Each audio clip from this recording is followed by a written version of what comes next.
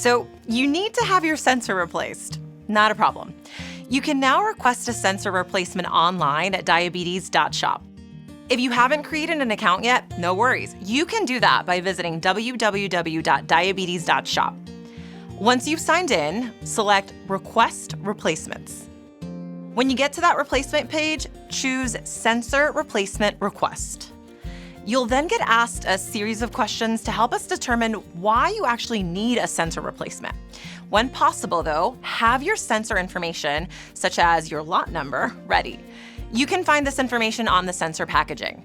If your sensor is eligible for a no-cost replacement, we'll actually ship it to you. If you prefer to chat live about getting a replacement, you can always call us at 1-800-646-4633 and then just select option 1. That reminds me, from time to time, it's possible a sensor may become loose before it's actually meant to be changed. Not a problem. If this sounds familiar, you may want to just try some reinforcements. Tape kits are available to order on diabetes.shop or via our 24-hour technical support team.